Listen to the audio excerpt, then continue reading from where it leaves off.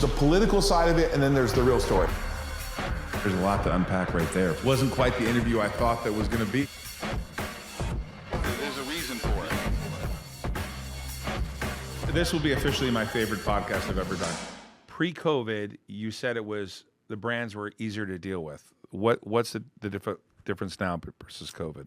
Yeah, so before COVID, there weren't as many content creators because people had lives outside of their houses. But then during lockdowns, everyone kind of became a content creator, and that's a lot of where the oversaturation came from. I mean, I think everybody's kind of in this place with TikTok social media, kind of thing. TikTok, Instagram too, which is like friends that I never thought would spend so much time on Instagram now they're trying to be influencers. And I think even for me, I've been doing professional makeup artistry for 15 years, and I've been a content creator for 13. I can't even get brands to email me back half the time. Really? I think everyone burnt out during COVID. It was just too much of everything, and a lot of people quit caring. And then because of like the TikTok generation, and that's where a lot of the money is going, if you don't do TikTok, it's a little bit harder to get through to people sometimes. You can still make a living doing it, but it also requires a lot more effort now than it did before COVID. It feels like that whole Andy Warhol talk about 15 minutes of fame. We've all had at least I felt like earlier in my life I had 15 minutes of fame. Everyone gets some of it. But it's strange because I still use it, social media. I don't use TikTok. My staff does. But I was doing it, I was watching it all the time. And I felt like it was somewhat obsessive. I don't know why. Like it's a dopamine thing, right? Their algorithm is insane. Brilliant. Yeah. I hate it, but I'm not going to knock it. Like, right. They know what they're doing. I also don't use TikTok. No? I have an account on there and I post once in a while, but it's just, I'm an Instagram girl. Why not use TikTok? I don't like that I find stuff I like because of that dopamine hit, and it's stuff that I binge watch it, but it's not really stuff that I find nurturing to my brain or my soul. It's just funny, mindless. But most of your pictures are artistry type pictures. Yeah, and I don't find a lot of that on TikTok. It's entertainment. Yeah. Yeah. Like, during COVID, the Charlie D'Amelio girl, who was like dancing on TikTok, I watched a few of them, but I couldn't get why does the person have 50 million followers dancing on TikTok? We're not Gen Z, so we're probably never going to get it. I know, but I don't understand it at all. My husband and I talk about this all the time. A lot of the people who've just soared to crazy new heights with Instagram or TikTok fame, I don't. There was this video, this artist, Chase Rice. What's your name? What's your song? What's your drink when you get drunk? All that.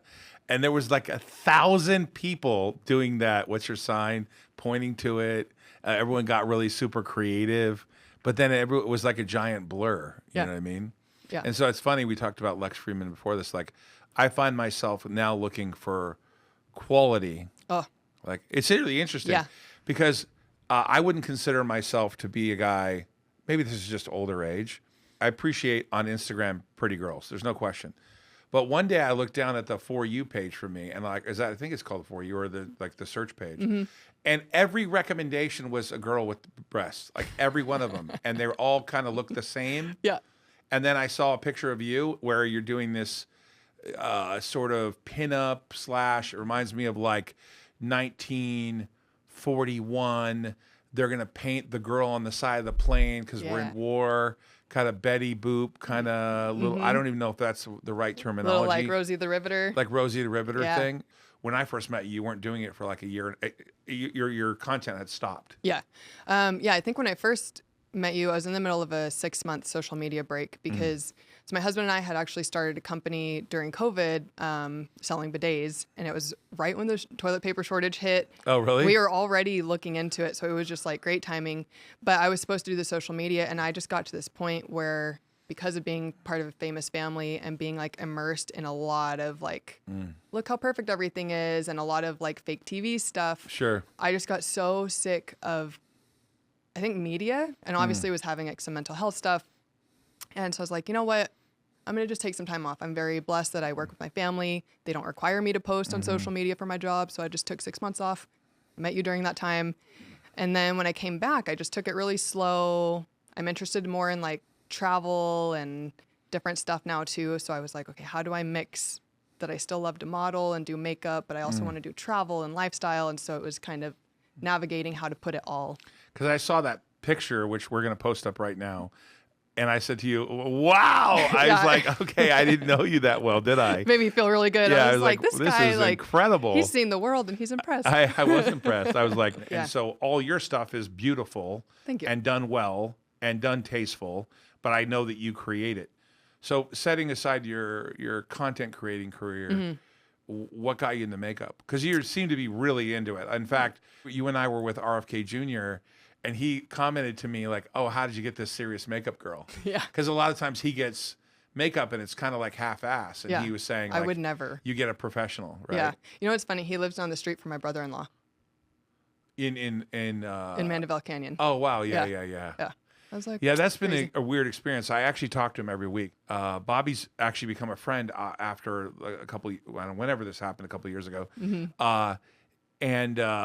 I really wanted him. I really want him to do well. I do too. He's very misunderstood, and Yes. and I see the media, his own party, because he's a Democrat. I see his own party attacking him, and they're holding him to some standard, but they won't attack their own kind. It's like a really, I'm really, I'm a little bummed about how bad things have gotten, how tribalized we are, how it's all a complete conspiracy every day. Everything's a planned. Well, we live in the nightmare. Matrix, so We live in to the be Matrix. expected. By the way, I'm on the same page with you. Like, I think it's all a simulation. Oh yeah, it has to be. How is it not? I tell my wife all the time, how is it that I'm able to think of something? Yeah. Literally. I just think of it and go, I'm going to do this. And then all of a sudden, bing, it appears, and then I'm doing it. I know. It's got to be the weirdest shit. And my wife's like, you are the great manifester. I'm like, I don't know what I'm doing. Yeah. I just say it and go do it. And it appears like Cracking that code. even, by the way, yeah, I'm not kidding. I'm not joking around. I think it's bizarre. Yeah. Even when we bought the plane, I had no idea that I was going to shoot on that plane or meet Greg, and then Greg was going to manage the plane. How weird is that shit? Yeah. It's like bizarre. Yeah. And then my producer has put people on my show that I've indirectly heard about through a friend, and I don't recognize their name. And then I come down here, I'm like, oh, come on, Christy, what am I doing today? Who is this person? And then I'll be 4 minutes into the interview and go, how is it possible that this? So I don't know. You talk about the Matrix a little bit, but I'm actually kind of a freaky believer. Oh, of I am it. too. I have to keep myself from going too far into the. I'm like, nope. I got to stay based in reality a little. How come Christy and in I've this never reality. met your husband? He Do you just keep work separate or something? Is that No, why we're not he allowed just, to? We're not like, allowed to meet you guys. we have opposite schedules sometimes. Oh. Like when I'm working in LA, sometimes he has to be here, and sometimes he has to go out there when I'm Sounds here. like a really good excuse considering you live here. Yeah. I mean, like, are we that far apart? No. It's strange to me that I've never met him. Yeah. Before COVID, we used to be out and about all the time. We're at every red carpet, every show opening. And then it was just after COVID, he had some health issues. Getting out's just a little bit harder for him now. And I think we Did he get vaccinated? yeah, but his health stuff started well before. Oh, really? Yeah. Because I got vaccinated twice, and now I have this lump on my shoulder right here. I got it right after the second vaccination. I've been to the doctor, Mayo Clinic. They've looked at it. They've x-rayed it. They've scanned it. They've PET scanned it. And it's just like a lump of fat, but it's like a random blob on my shoulder. So I ask people all the time, does the vaccination cause you any issue or not? Yeah, I don't think it exacerbated anything for him in particular, but who knows? It's too soon. So what's your goal with your Instagram? I'm curious. Yeah, the interesting thing is It, hold on. Oh, let me set the stage. Is it Instagram, Facebook, and X? Is there any other places that people can see you? not for like, Because we're going to put you up all over the place. yeah, those are the main like public. What's your primary platform? Instagram definitely has the most attention for me, but I'm pretty active on Facebook as well. Facebook is such a forgotten. There's so much opportunity on Facebook, but it is a lot trickier. I struggle with that one a lot. Why is it trickier? It's just their algorithm changes all the time, and I've taken a lot of meetings with like consultants just trying to figure out like what changed, and they're like, honestly, it changes every week, and they don't really give you a heads up. Sometimes videos are great, and then sometimes on like I was talking with someone that manages a brand that has 22 million followers. And they were like, we can't figure it out either. Videos aren't hitting for us. Photos are doing better, but it used to be videos. And it's a tricky... Reels is on Instagram or no? Yeah, Reels on Instagram for sure. It's funny. I was shadow banned on Instagram last year. I was at a birthday party with a friend who does OnlyFans, and I tag anybody I'm hanging out with. If they have a platform, I'm like, let me tag you. I like, networking and all that. I tagged all these OnlyFans girls. And that weekend, I got shadow banned. I've been on Instagram since 2009, never shadow banned until that weekend. And how do you can tell you're shadow banned? So when someone goes into the search bar to find your name, if they would put ANNA, it would pull up my account, like the first one. Well, you're not shadow banned now because I just pulled it Yeah, up. I'm not now. Right. But it's because I did a lot of research and I was like, okay, I'm going to play Instagram's rules. I'm going to do the reels. I'm going to post frequently. I'm going to do the stories, all the stuff. But I'm unshadow banned now. But you think it's because you put someone up that has OnlyFans? I don't think it was one, because I've had a lot of friends that have done adult work for a long time, because I was in the industry too. But it was multiple. And it was a lot of people I'd never worked with. And I later found out they were shadow banned from posting sexy stuff. But I mean, within a year, I got my account on shadow banned. Oh, you just took a lot of work, but what did you have to do? The posting frequency with Reels in particular, I'd be very careful to not like push the boundaries with, anything that showed too much, and doing stories, commenting on other people's stuff. It's funny you say that, because you're suggesting that you push the boundaries, yet I get stuff on Instagram that is murders. But that's what I'm saying. And by the way, you should know, I don't know if you see this now. I really don't know if you've ever seen this. There is now full nudity on Instagram. But it's like behind sheer, and they will do like... No. I've seen the behind sheer thing where you look and you go... And there's like backlighting, and you can see the outline. Forget that part. No. Now there's full on, not frontal nudity, but nudity from behind, where they're completely naked. But is it men or women? It's women. And you cannot see... You can't see... You can see it, you just can't see it. But you can see the entire ass, the whole body, everything. That's interesting, because butt... Full on butt. Butt is strictly, like, specifically not allowed per Instagram's updates, like, I feel a few months an ago. obligation to send them to you, because I get them now, and I go... I showed my wife, I said, so this is Instagram now. Wow. Like, and I say this because it's just me ranting right now. I'll give you a story. So, and this is meant for Jeff Bezos, and I love Jeff, okay? But let me just tell you, and I emailed him multiple times, and he was respectful, but so I had a vape business, and we sold these little mini vapes, and for some reason they went viral. So we were getting like millions of dollars of orders a week. And at one point the thing was on pace to do like $50 million worth of selling of these little vape battery things where this was,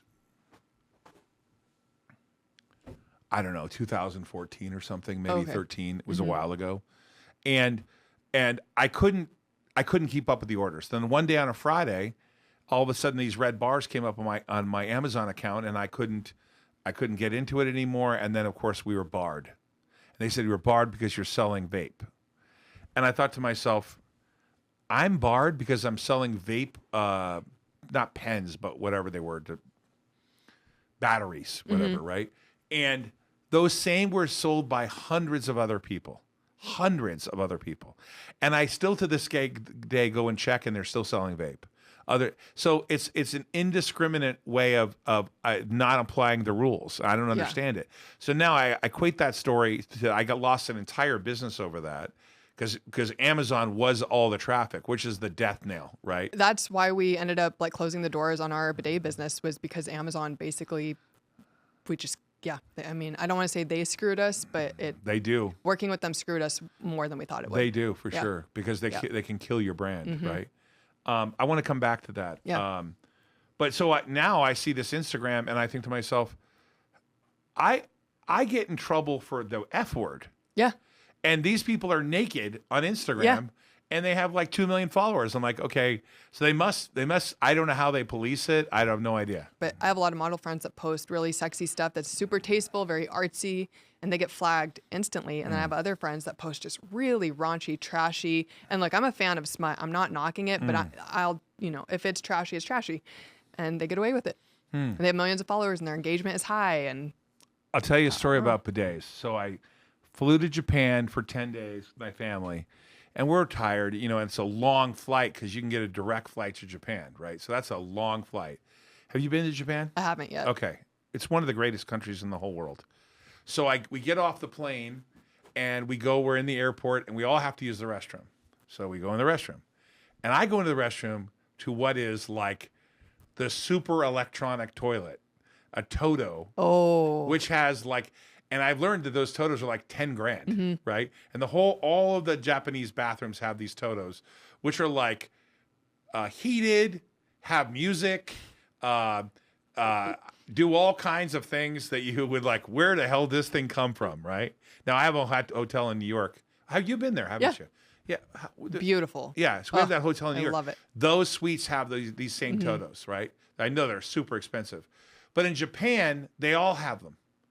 And it was a life-changing event for me. I'm like, wow, this is a different way to live. So you know what I'm talking about, right? But these in Japan at the back, so the bathrooms are immaculate. And when you're on like one of the high-speed trains, nobody talks, silent. And the bathrooms are nicer than my house. Like I said to my wife, like, how is it possible that a public restroom is immaculate, incredible? And then they give you these TOTOs, and it's like, I don't even understand it at all. So what kind of bidets did you guys sell? So ours were just a seat attachment. So it replaced your existing seat. It wasn't like, Tushy was the really popular one. Yeah. Theirs was just a pressure thing. You could like adjust how much water came out, but ours actually, it would heat the water and it was endless heated water, but it was still just a seat attachment. So you didn't have to replace your entire toilet. Right. You did have to have an outlet for it. Did you sell a lot of them? We did. We sold a good amount of them. But it got to where, so we had business partners, they couldn't really do it out of their house anymore, the shipping. So we had 2 different locations here in Vegas. Wasn't like the best rate, so we tried Amazon, and then our manufacturer was selling for cheaper on Amazon by like $100. Oh, that's brutal. Right. And we didn't have high enough volume for them to even consider anything for us. And then Amazon was so crazy about like how much they charge to fulfill orders. So it just...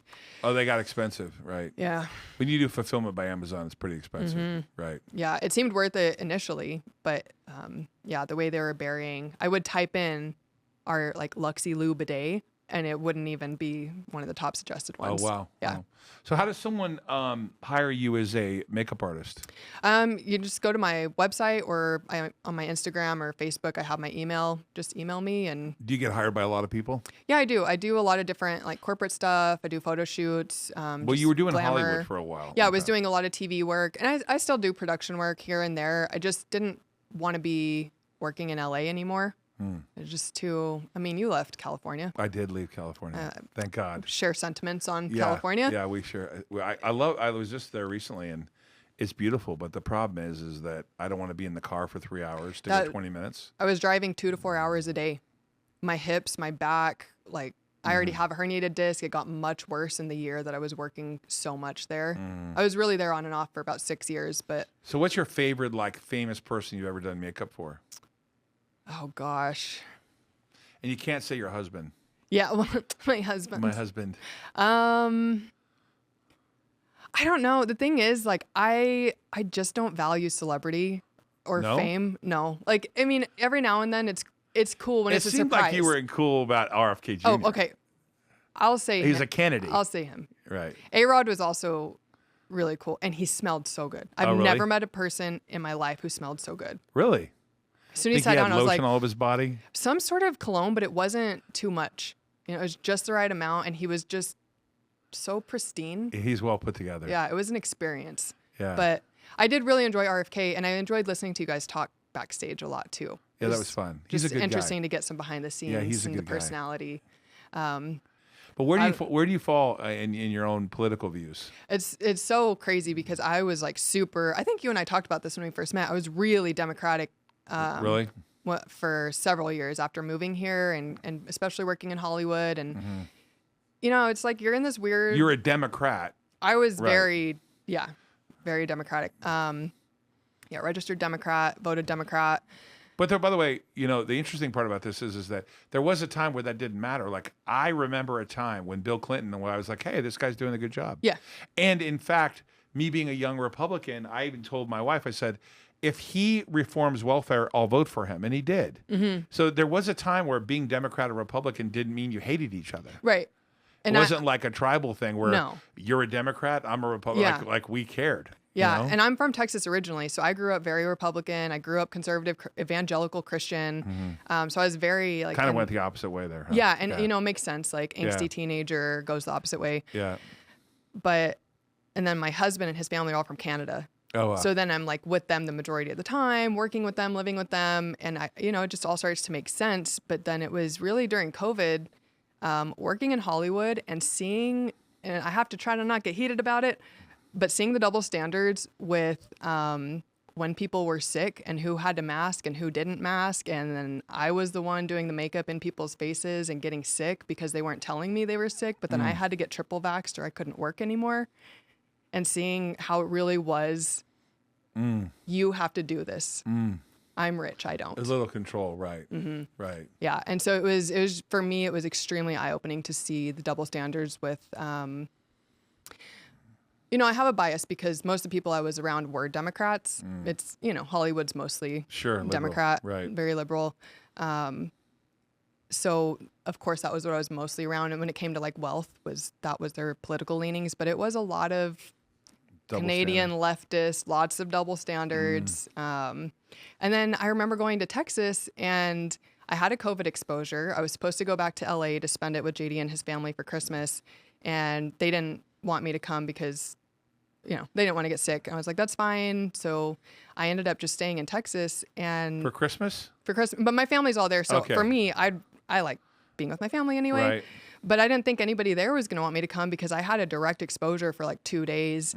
And so my friend's like, just come on, it's all right. I show up with my mask and they looked at me like I was crazy. Yeah, I know. There was definitely And they were like, take your mask off. it's We all very- just had COVID. It's fine. very tribal, right? They all were so welcoming and Yeah. just didn't want me to be alone on Christmas. I went to 3 different houses and they all were like, no, take it off. Just enjoy Yeah. yourself.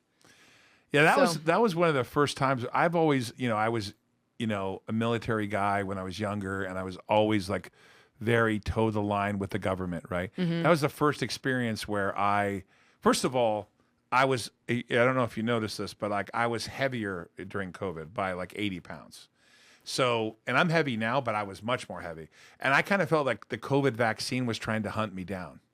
Because when I went to the IPO of Alzamend, we all came back from there and everyone had COVID on the way back. And my mom was sick. Stefan was in the hospital. My best friend almost died from COVID. He was in ICU. I was like, and I pretty sure I got it, but I tested negative, but I felt like shit, right? For like a week, I was just really down. And then everyone was getting around me. I thought to myself, it's going to hunt me down. Like I felt like COVID was there to kill me, right? Yeah. So when I got the vaccine, I was like thrilled that I got the vaccine. And then I think I still got COVID again. Yeah. Right. But I never tested positive, which is the strangest thing. But my wife did. But then I experienced at this company in Vegas an internal war over the masks and vaccinations. And we were going to fire people because they wouldn't get vaccinated. And I was like, this is insanity. Like, this is crazy. The whole thing was crazy. And it's had a lasting effect on me now. It's a really, I don't know I don't know what happens to recover from this where you're either red or blue and you can tell by your political party whether you have a mask on or not. And I think it just takes people like having to do kind of what I did, just like find your way to the middle. Because I'm very pro-vax, I'm very pro-mask, but I'm also not pro-double standard, and I'm pro-vax and mask when it makes sense. Well, not always. It's interesting to me because you obviously married into a famous family, and I don't know a lot about your own family, but I was curious about, I guess one of the things that excited me, I don't know your husband, but one of the things that excited me about your husband was that you guys met, you've had what I would say a pretty open career as a creator. Fashion person, travel, model, etc. And you said his family was kind of a little nervous about some of the things you've done in your content creation in the past, but your husband was really into it. How did that happen? Yeah, it's actually a hilarious story. Because he seems super supportive. I've never had a partner so supportive as him, ever. Like he believes me more than I believe in myself. And I mean that like truly. But when we met, so when I moved to Vegas, I had made friends with 2 photographers here. I moved in with them. I went everywhere with them for like a year. They introduced me to JD, and he didn't remember meeting me, but he had started following me on Twitter because he had a copy of their nudie magazine, and I was on the cover of it. Oh, wow. And so he'd found my Twitter from the nudie magazine. And he tweets me one day, and it was kind of a witty reply. And I was like, oh, I remember meeting him at the bar. Followed him back, progressed to Facebook, progressed to texting, hung out in person.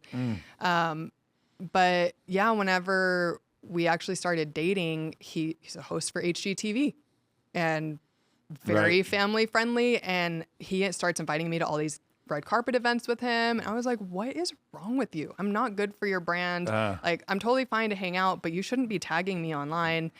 And he just kept doing it anyways. And I said, I wouldn't do that for you, just so you know. If I had your job, like, I would not risk it. And it did. I mean, he got a lot of backlash. I got a lot of backlash from it. But why should there be backlash? I'm just curious. Well, I mean, the HGTV crowd is mostly middle America. Yeah, Conservative middle America. And let's just talk about that. Those conservative middle America people, they never watch anything adult, and they never do anything wrong. Every single minister I've ever met, they always do the right thing. They don't do anything wrong. They don't cheat on their wives. It's just such bullshit, complete, absolute, total bullshit response that you're giving me.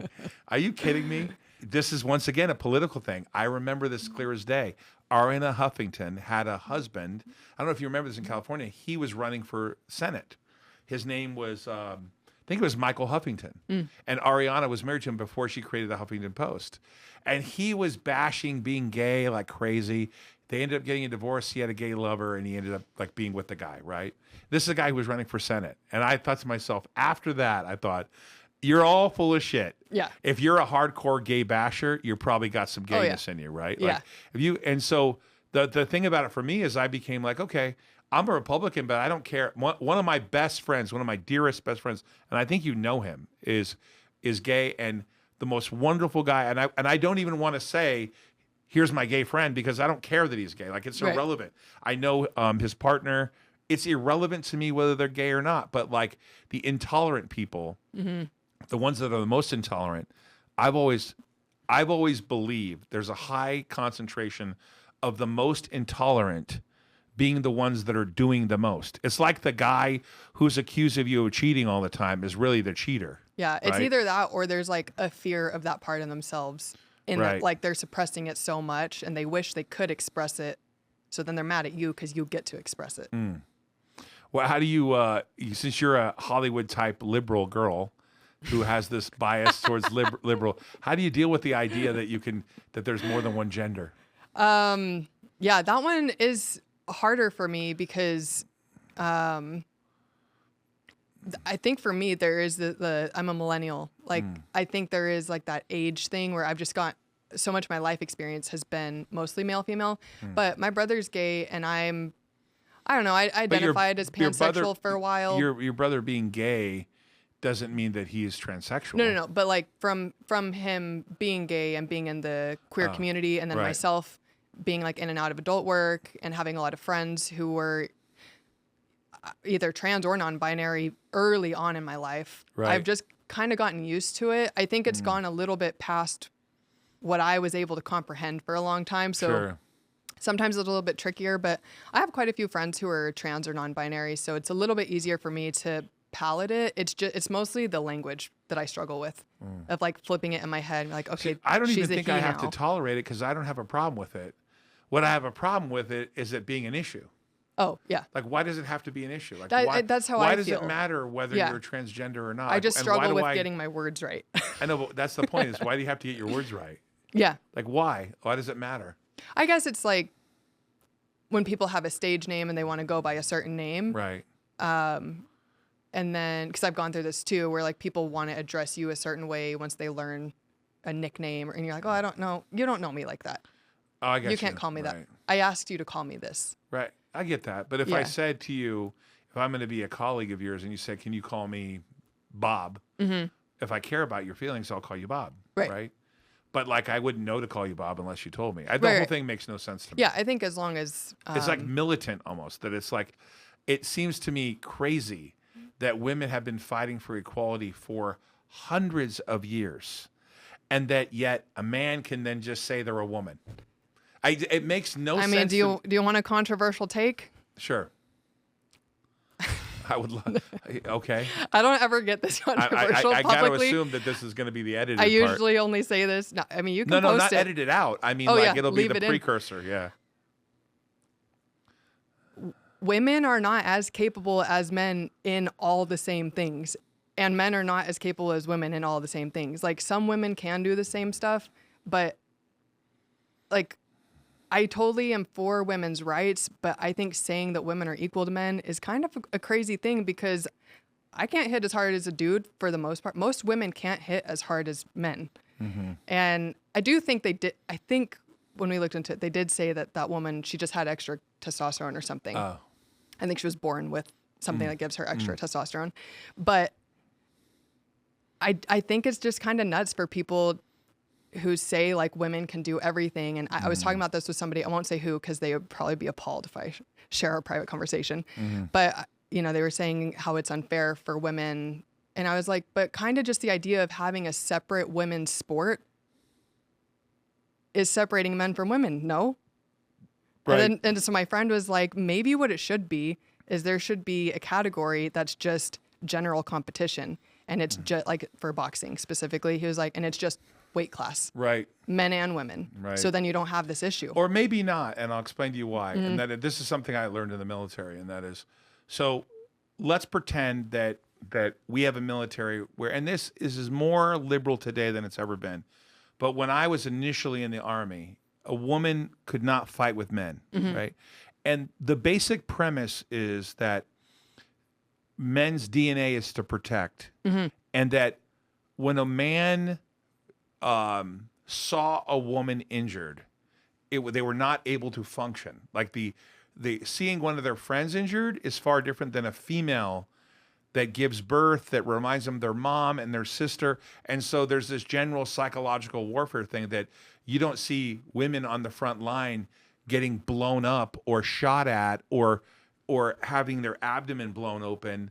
You know, on D-Day, there wasn't women, you know, storming the beaches of Normandy for a reason. One is because this is just, it's biological, but like one guy can get 100 women pregnant, but only one woman can have one baby. And we're not going to risk their lives when they can produce more human beings, right? Yep. And the other is psychologically, men can't deal with that, seeing a woman injured. I personally cannot see it. I am so mortified when I see a guy who, like, you want to be triggered. Like, I cannot imagine a man hitting a woman. I just can't imagine it. I've never hit my wife or struck my wife. Not that she didn't want to be. Just kidding. Joking. But like but if you're forced to like think it through, there are differences with us, and I don't know why that's controversial. Well, and it's just like women don't get drafted. Tell me where the equality is there. Right. I don't want to get drafted. Like, I don't want that to be a thing. Well, nowadays it may be a serious issue. But you know what I mean? It's like we fight for equality, but yeah. Right, for sure. Yeah. What's Patreon? I know what it is, but like you have a Patreon account? Yeah, so it's like I guess, you know, most people know OnlyFans. It's just kind of the same thing, just a fan subscription, except OnlyFans is pretty directly associated with adult work, but Patreon's more like artist-based. So it's just a way for people to support their favorite creators. A lot of YouTubers and podcasters have Patreon for funding.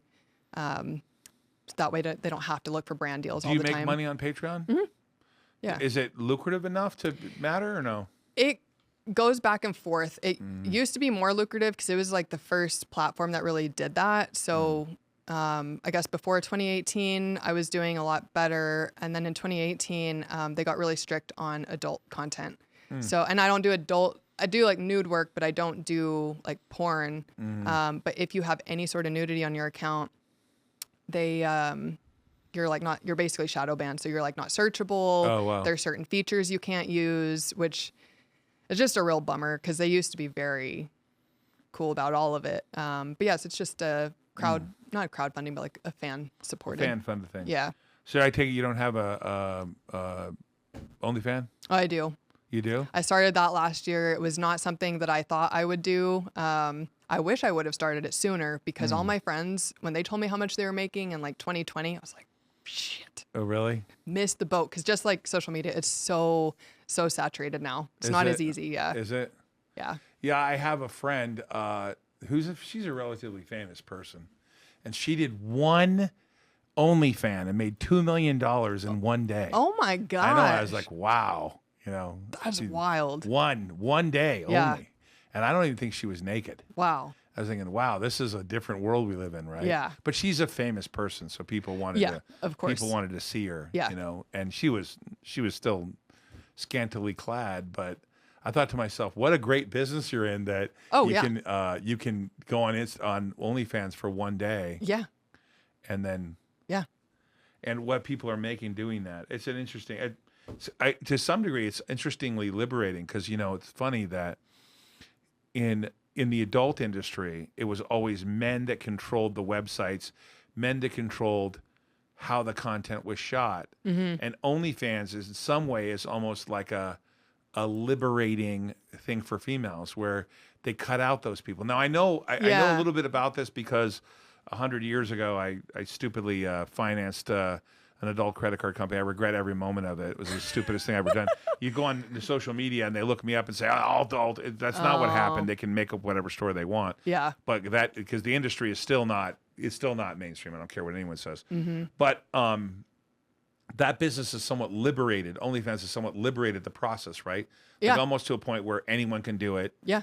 And anyone can do it. And a lot of people have OnlyFans. Yeah. Yeah, and I think that's the wild thing is, so many people. I was just meeting up with an old friend the other day. She actually used to work for us, and she mentioned her OnlyFans. I was like, "You have an OnlyFans?" She's like, "Yeah." Is it that people that are fans of your work go on there, or do you get randomly searched, or how does OnlyFans work? Most of it's like direct link. You can search people on there, but it's typically through your own promotion on your social media, right? Or like cross promoting with another creator. And how do you manage it? How often do you use it? I mean, I am on there every day. Every day? Yeah. Every day? Yeah, like just making sure nothing crazy has happened. It's a social media platform for me. Yeah. Really? So I have posts every day in my feed. I check my messages and make sure like there's no issues with things people have purchased or anything like that. Really? But I also have a friend that helps me manage it. How many people do you follow, you think? I don't know what it is combined because I had a free account and there's a little bit on that one still too, but I don't post it anymore. But I know when I checked my traffic on it, I was shocked. I had like 200,000 people come to my page For in that the one first picture, the one 2 picture, months. the one picture I showed you, or I said that I thought was pretty interesting. Are they those pictures that lead him to an OnlyFans account? Yeah, typically. Or like if I just put something in my story like, hey, I'm running a sale, or hey, come check out my account. Really? I promoted it heavier when I first launched it because it was new. But anymore now it's. But just are those kind of accounts like lucrative? Like, does it pay the bills, or does it like it does? Like you can pay a mortgage from it? Yeah, yeah. And the thing is, I could go on a whole thing about OnlyFans, but. Well, no. The interesting part about it is, I just think that it's cool that an industry, and you got to remember, like, go back to the original part of adult, what was controlled in San Francisco and all the things that were like Green Door, Maryland Chambers, all the things where women were really kind of hardcore exploited. They can control their own environment. I think it's I just think that that's one of the things about social media and the ability for OnlyFans that actually is liberating, right? And the thing is, it's both. Is like, I find it extremely liberating, and especially because a lot of these guys, I'm like a therapist to a lot of them because they don't have anywhere to talk about some of these sexual issues that, they're unsure about or whatever. Sure. So like, I'll talk about it with them. And so it's nice they can do that from the comfort of home. How the fuck is JD okay? I mean, I got to meet this guy. Like he's just the most secure person. He must be the most secure human being on the planet. Yeah. I mean, he's got to be. I mean, when I met him, I was like a feature entertainer at strip clubs. And, yeah. He's got to be like Superman. Yeah. Yeah. Like, he's I have like a so beautiful wife, encouraging. and I'm like, we can do a lot of things, but I'll be there for it. Yeah. Like, you ain't doing your only. Not that she would. She grew up so conservative about it. She could barely wear a bikini. But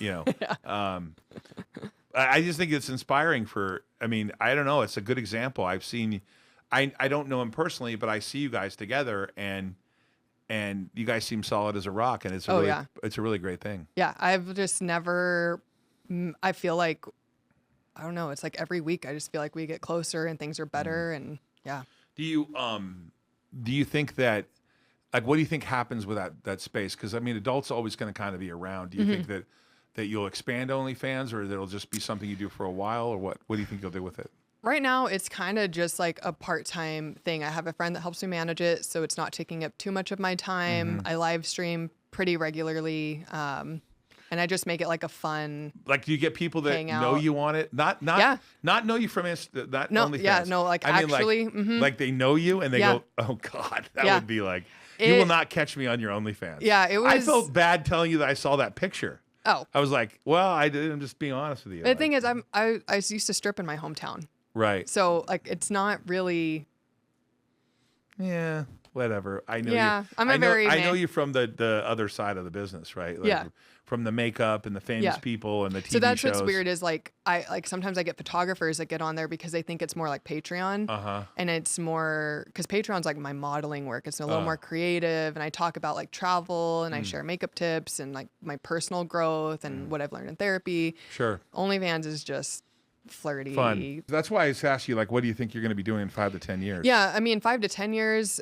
I don't know that. I do know that we don't want to live in Vegas anymore because. You don't? No, I'm what just the not. hell? I know I love Vegas, but it's not the same Vegas as when I moved here 10 years ago. Oh, where are you going to go? We're both feeling very drawn to small town life. Where? I don't know. That's part of the reason we've been road tripping so much is we're just trying to figure out what part of the country we like. But I spent so much time in LA, and originally we'd planned to move to LA and settle down. And now neither of us wants to be there. How do you move to LA and settle down?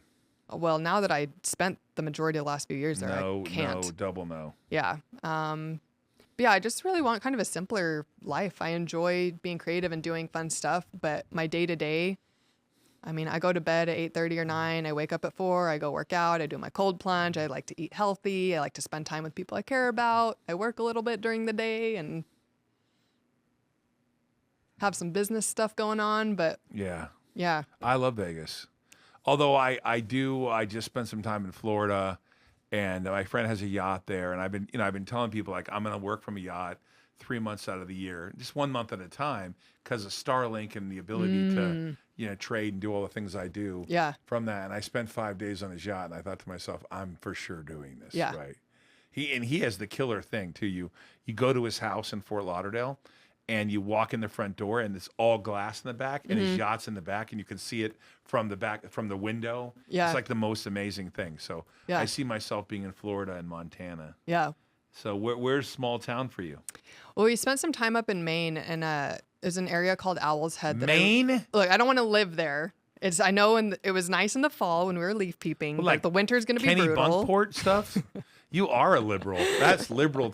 That's liberal territory if I've ever seen. That's Ben and Jerry's town. I'm very. What did I say? I'm nonpartisan. Oh, that's such a fool. I do not believe you. I just asked if you could live anywhere in the world, where would it be and why? And now you're saying it might be Maine? I mean, I loved it up there at that time, but I know the winter would be awful. I'm very realistic about those sort of things. So we're just trying to figure out where I love guess Colorado. You could do OnlyFans from anywhere, right? Yeah, and I mean, I don't really see OnlyFans being a long-term thing. No? Like, I would like to move more into like coaching and public speaking. So I'm working on some of that right now too. But we're also starting a couple new businesses. So right now, I'm just like letting all the stuff I'm doing. How do you start a couple new businesses? How do you just start that? Like, I'm going to start a couple new businesses. We get ideas. What kind of business? We brainstorm on them. Well, one of them is like it'll be an online shop, I'll leave it at that. And then the other one is more on like the event planning stuff. So I'm still trying to figure out kind of which direction exactly to go with the event planning. So we have a product called askROI, and it's a AI product I've never seen before. I'm the most mesmerized by this product. It's an encompassing AI model that overlays everything you own, all the programs you have, all the content can come into it, create video, audio, manage it. It's the most amazing thing I've ever seen. It's blowing my mind. And if you've probably seen some of my content, I have a fake AI where it's not me. I had watched it a few times and I was like, is this AI or is he gonna AI. like say gotcha at the end? It is AI, right? So nuts. I'm curious about how that's affecting your work. All right, I mean, there are AI girls, there are people who have AI girlfriends. The whole thing is kind of weirdo. Yeah, I think for me, I've been building my brand since 2009, and I am such a like personality based brand that I'm not at all worried about that. Like not even a little bit. So how did you get to be? And is the word is exhibitionist the right word? What's the proper word for before you were with JD and you decided I'm going to go into this content production, whether it be adult or videos or pictures or modeling? Like, what made you do it? Like, how did you like? What drew you to it? I'm a very curious person, and anything that I find interesting, I try it, and if I like it, I do more of it. If it feels good, I keep doing it, and if it doesn't feel good, I stop doing it. So I got into modeling around 19. I really enjoyed it, and then I was traveling with this other model. When you were 19? When I was 19, okay. Yeah. And then I was traveling with this other model. She was like, hey, I have some extra work for you if you want to do it. You just be like an extra in the background of a porn. Oh. Like you'll be naked, but you won't be doing any, you're just in the background. I was like, sure, why not? And it was just, everyone was so nice and so down to earth. Oh, wow. And there wasn't really much ego. Wow. And it was just kind of fun, quirky people. So it was kind of easy to get into that. And then there was a lot of crossover with modeling and adult stuff. Oh, yeah. So it just kind of like fed. It was more just a way to make money to keep doing the modeling work I wanted to do. And then I was also doing makeup at the same time. So I've like built my makeup and modeling careers alongside each other. And it just kind of all kept overlapping. So it's funny you say this about OnlyFans. You say that you have people where you're kind of providing them advice, men that probably can't ask the question, right? Whatever question that is. But I have like a friend who is pretty drop dead gorgeous, like probably one of the most prettiest people I've ever met. And she had what I guess is sugar daddies, like multiple sugar daddies. And she would tell me, oh yeah, this person would pay me blank to do this event for this person. And I'm like, or this person would just want to talk to me on the phone. I'm like thinking to myself, there's an entire racket for that, isn't there? Oh, like, yeah. It's like a big deal, isn't it? Oh, yeah. Because I said to her, like, what are you doing? She's like, a lot of money. Yeah. Is it still as prominent as, I mean, she doesn't do it anymore, but I'm curious as to whether it is. Yeah, it totally is. I had one. Like Gary and I had a friend who actually created a website. I think it's called Sugar Baby, Sugar Daddy, whatever, something like that. And is that still like a big deal? Yeah. I just actually, one of my, well, I don't want to give too much information. It's okay. Someone I know who just moved here, I was with their friend and they just openly start telling me like, oh yeah, my sugar daddy this, I complimented their purse. Oh. They had a like Balenciaga purse or something. Yeah. And they're like, oh yeah, my sugar daddy bought it. I'm like, oh. That's crazy. Just like free. What do you make of that? Is it just that they're men that want to feel like empowered to take care of a woman, or because it's not like sometimes it's a control thing too. Is it? Because women will do a lot for the money, Oh, really? Yeah. So it can go either way. It can go in a multitude of ways. But is OnlyFans the same way? Is it kind of sugar daddy-ish? I don't think so. It's more like you're paying for content. You're paying for content. Yeah. I mean, I'm sure some probably do sugar daddy stuff through it. I don't. Yeah, I have a friend in Australia, and she has an OnlyFans, and I've only seen her one time. I've known her for years, and so one day she had an OnlyFans. She's like, "Hey, you're never on my OnlyFans. Go on my goddamn OnlyFans." So I said to my wife, "I got to subscribe because I promised her I would do it." And then I go on it. It's like $20 for a month or something, right? And I went, "Holy shit!" This person went off to like a movie house, and it was crazy. I was like, it was like a movie. Yeah. She was making it, and it was content for everyone to see who paid for it. And I thought, man, we're in a completely different realm. So, and this always leads technology. So what's happening in technology right now for you, whether it be mobile or the phone or AI, where you think, hey, there's an opportunity? I don't know what that is, because it's like adult almost always led technology where it happened there first. Yeah. And I had a friend of mine tell me that I'm trying to make sure I make this as little graphic as possible, that he's able to, I don't know how this is the case. His wife is able to watch what he sees on the screen, he's wearing an Oculus. Oh, okay. So he's like with another girl, but he's with his wife. Yeah. And his wife can see on the screen who he's really with, but he's with her. And I said, I got to get that in my head, right? So I'm like, so this is shit. It's like you guys can make up anything, right? With technology, what's happening right now that you think is crazy? I don't. Is that too hard of a question? What's not crazy with technology right now? Like just the avatars. I mean. You mean like the AI girlfriends? AI girlfriends, or even like your avatar, like that. I think that is gonna be very, depending on how their mind is, if they care what people think or not. But it's gonna be very liberating for a lot of people, because it's gonna be like, oh yeah, I saw you did some adult work and and they're like, it wasn't me. It was my avatar. avatar. That was fake. Yeah, somebody made that. Let's think about that. So Yeah. we should make an avatar for you. Yeah. Do you want us to do that for you? You're like, oh, it wasn't me. Do you want us to do that for you? Do an avatar for you? All you do is Oh my God, it's so. I have never thought about it for myself. all you have to do is record. We record you right here, and then we record you for 2 minutes. We get your That's permission, crazy. and then once we make an avatar for you, we can just type in what it's supposed to say, and then it's. I off wasn't to the even races. thinking about like Yeah. monetizing it for myself, but I think it's like a good way for people to get out of hot water. Like if it's preventing them from opportunity, they could just tell someone. So you've done all the Risk On 360 conferences. You've done all. This will be the third one. Yes, I'm excited. This year we have a crazy lineup. It's going to be fun, and a lot of people. It's going to be at the Rio. I think it's the 24th, 25th, and 26th. Is that correct? November. And the pre-party is the 23rd. Watching the F1 race. This probably will be the best conference we've had. Yeah.